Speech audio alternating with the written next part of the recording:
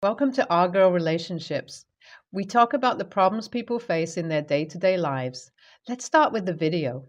When I was 13, my mom and dad got a divorce. I could tell it was coming because I had friends whose parents had divorced too. They told me what was happening in their home, and I saw that it was the same with my family. At the time, I was scared and sad that the same would happen to my mom and dad. I didn't want to be without any of my parents. But as I grew older, I realized that it was the best thing for us. My dad was toxic and wasn't an excellent example of a father. He would manipulate my mom into giving him her salary and even bonuses. He would not return home for weeks, and whenever he did, there was no peace. At some point, I began to prefer it when he wasn't home because I had become afraid of him. This happened for years until my mom explained that she and Daddy needed a break, so we would leave our home. I knew exactly what that meant, and it also took my mom everything to take that step. She had lived in misery with my dad for years, and many times I overheard her crying and speaking to her best friend over the phone. Listening to her responses, I knew her friend was asking her to leave my dad. But she always said she still loved him and worried about me. Luckily for us, my mom had a house that she inherited from her dad, so we moved there. That house was one of the reasons my mom and dad always got into fights. He wanted her to sell it, but she refused. Most likely because she knew that was her escape, and if she sold it, he would take the money away. The house was in her name, so he couldn't do anything about it. My mom and I had planned to move out on those times when my dad would leave and not return for weeks. My mom knew his patterns, so she could tell when he wouldn't be back for a while, usually when he had collected her money. My mom's best friend came to help us move out of our home. It was sad, but I knew that it was needed. I knew my dad wasn't nice and maltreated my mom, so if leaving him meant the only person who showed that they cared for me was safe, I was okay with it. Over the next few months, after we left our former house, my mom filed for divorce and also got full custody of me. My dad was mandated to pay for child support. It was a relief because he could no longer take my mom's money. Instead, he had to pay her.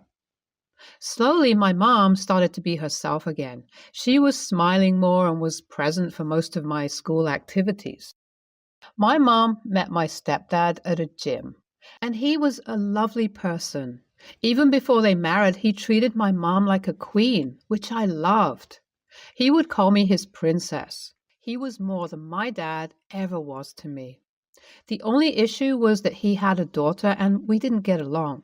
She was older than me and thought I was stealing her father from her. Surprisingly, she was nice to my mom, but not to me. My mom explained that Lisa, my stepsister, and I went through something similar, except it was her mom.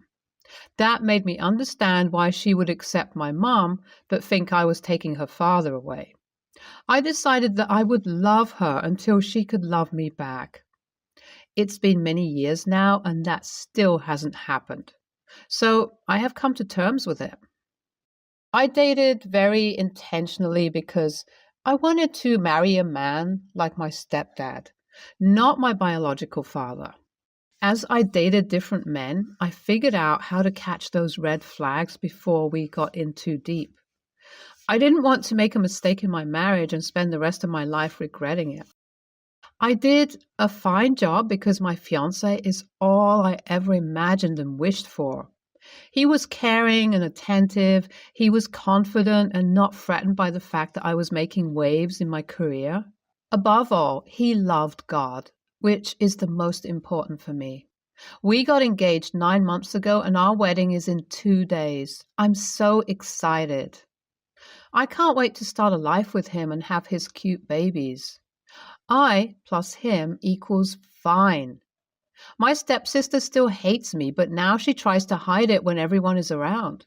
She thinks she is in a race with me and tries to do everything better than me. Whenever I hit a milestone, she would make a sly comment or try to turn the attention away from me. By now, everyone knows this, so they stay out of our way. She was so jealous that I was going to be married before her. Though she pretended to be happy for me, she opted to be involved in my wedding planning. I wanted to refuse, but my mom and fiancé asked me to give her a chance. I overheard her telling my mom that she had ordered a wonderful cake as a wedding gift for me. She said, since I was in love with France, where I was traveling for my honeymoon, she had made a French-style cake with French cookies. She had planned with the event planner to surprise me with a slice as part of her speech at the reception. My mom seemed so excited that she thought of getting me a gift.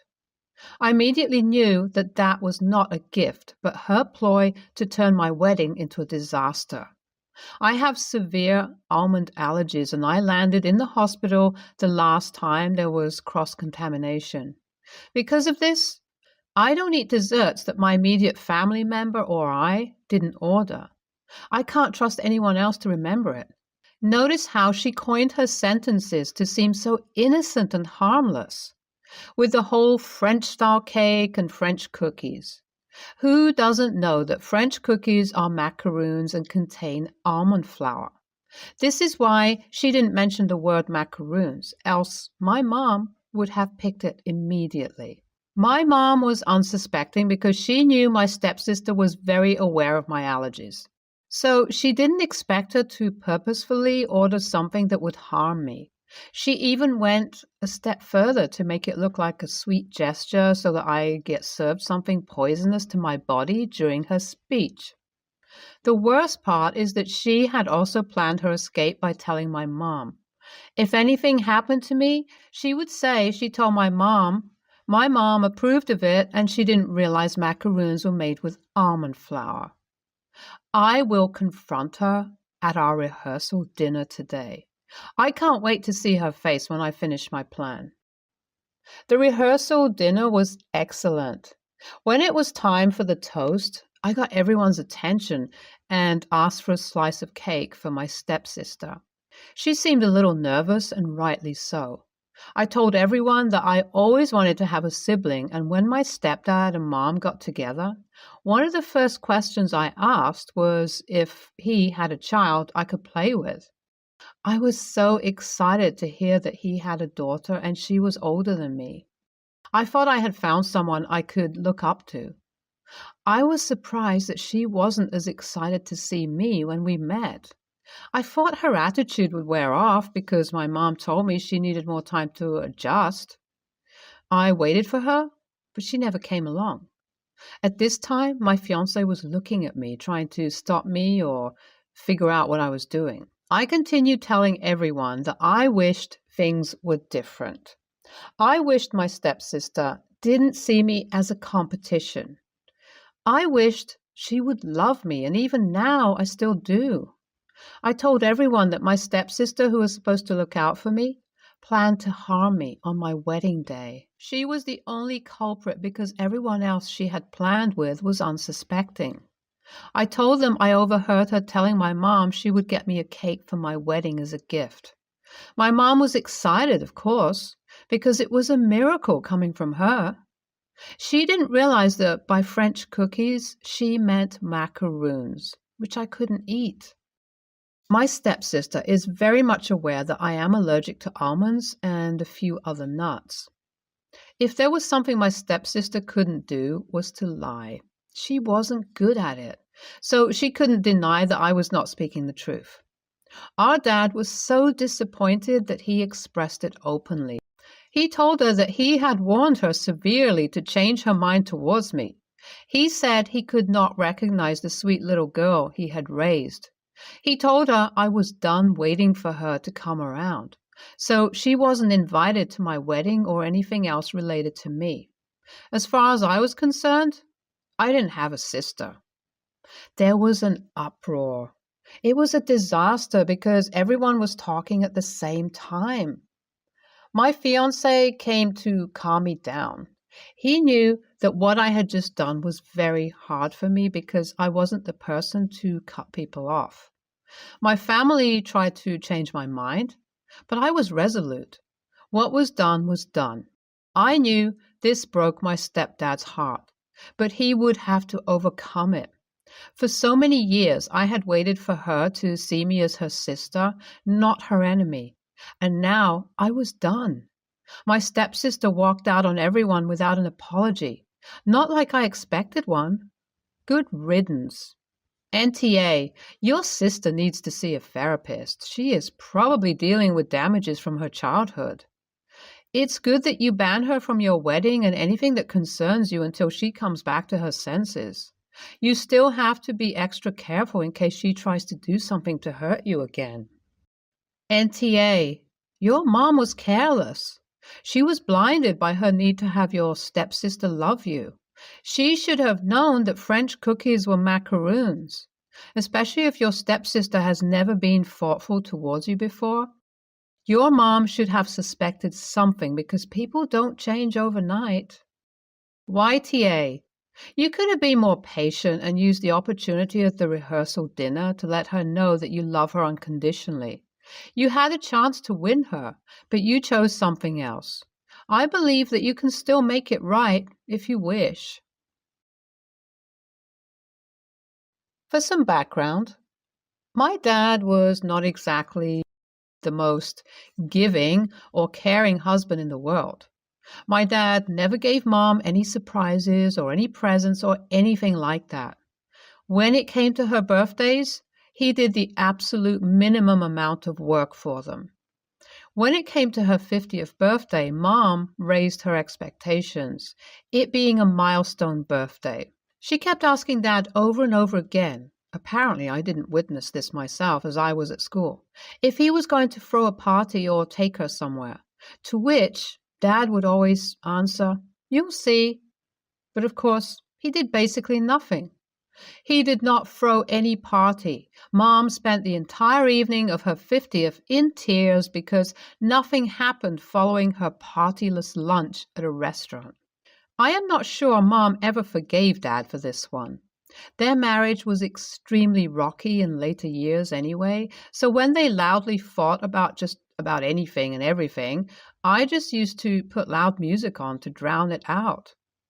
Dad died 2.5 years ago, and since then I find a lot of Mom's anger towards my dad, as well as her abusive parents, has been raining down on me. Every year she does the same thing she used to do to Dad.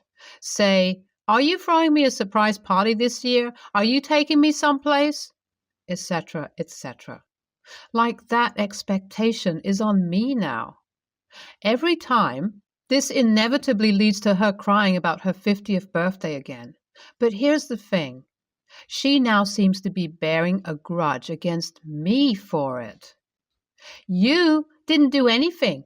Why didn't you throw me a party? Why did you let Dad not throw me a party? You could have done something, you know. Why didn't you? On and on and on. You're just as bad as him, she proclaims. She also often asks, "Why didn't you see what was happening and badger him into organizing something?" To which my answer is, I was in 12th grade, drowning in assignments, and it was coming up to end of semester exams.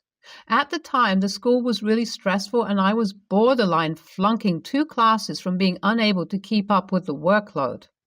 I didn't have the time or headspace to listen into my parents' every exchange, conversation, and fight.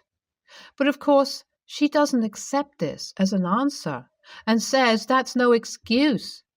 I should have still seen what was going on. There's also the fact that Mom's 50th birthday was 9 years ago, and every year since Dad died, this is the 3rd year, I still get all the flack for how her 50th went down. I feel it's not my fault, and I'm just being punished for my dad's wrongdoing. NTA, your mom's anger is displaced. It was your father's responsibility, and unfortunately, he's no longer around for her to blame. She needs to seek therapy because having that much resentment over a high schooler not throwing her a birthday party almost a decade ago is very unhealthy. NTA, and only by the grace of God, I didn't go where your mother is right now with misplaced anger. In her age, too.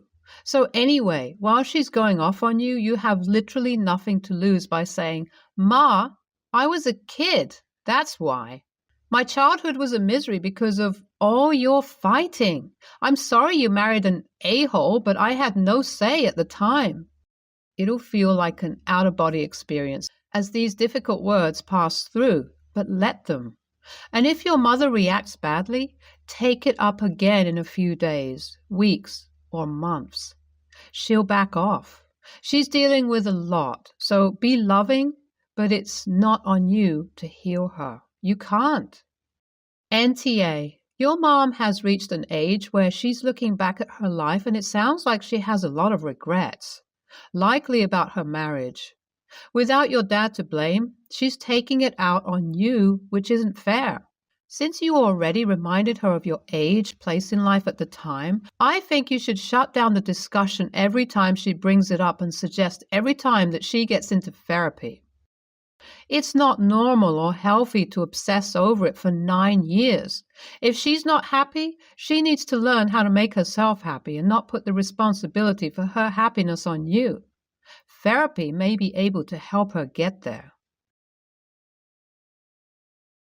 I work in healthcare and we are on an every other holiday schedule. I worked Thanksgiving, so I get Christmas off. We also get double time when working a holiday. Even though I worked Thanksgiving, I still hosted and cooked a small Thanksgiving celebration for my husband's parents and us, plus my 2 kids who stopped over for a bit. My husband and I have had a lot of problems in our 3 years together, but thanks to marriage counseling, things are looking up. One thing he has always done that really hurts my feelings is he acts like I'm not part of his family and rarely includes me in his thoughts and plans regarding them. In fact, I didn't even know I was hosting Thanksgiving until 3 days prior, even though he had made these plans with them weeks before. I think he only told me before the day of because he realized there would be no food if he didn't. He also neglected to tell me what time they would arrive, so they came only an hour after I started cooking. Which brings me to the incident. My in-laws were leaving and my husband walked them out while I put things away. I had windows open, so I overheard a conversation between them where his parents invited us to Christmas with them, where all the extended family would be together. My husband replies, "Sure, I would love to come." No mention of me or asking me if I'd like to go or anything. I decided to wait for him to extend the invitation, so I never said anything.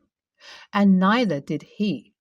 So, feelings hurt and angered, I went to work today and signed up to make that extra money on Christmas too. I came home and told my husband, and he got really upset and told me his family was expecting us on Christmas. I then told him I heard the conversation and I was never mentioned, and since he never asked, I assumed he didn't want me there. He told me that since we're married, we're considered the same person when invited. Now, his parents are upset with me too, since it will be awkward for him to show up without me.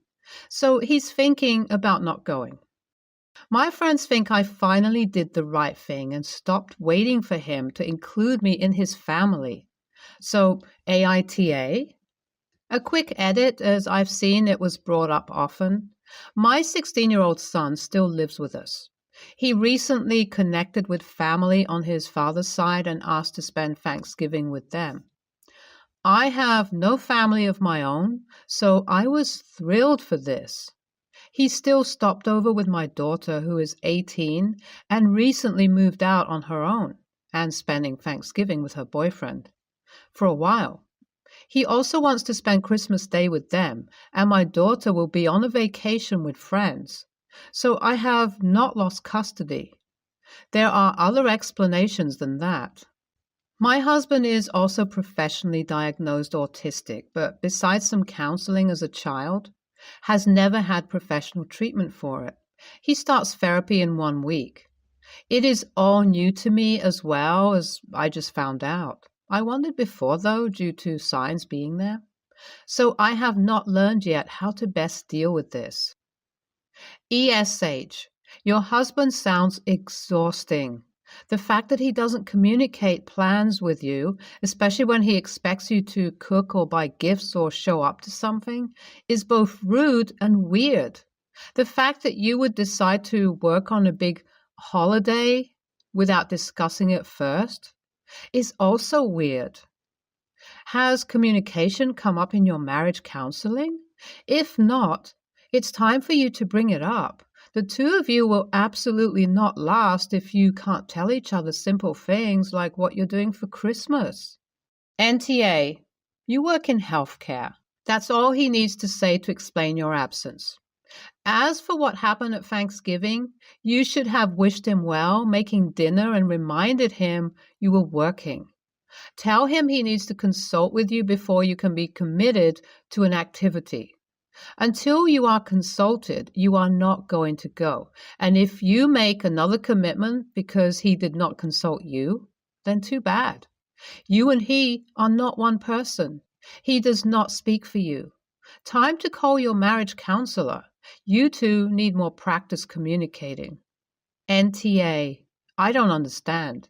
Your husband made these arrangements for Thanksgiving. It was then for him to do the shopping, preparation, cooking, cleaning, etc. You were working and before and behind him while he probably watched football and parades on the TV. Why would you hang around for a Christmas of more of the same? Buying gifts for people who treat you like this? Falling in with plans he makes and then doing the heavy lifting? If you allow this to go unremarked, his practice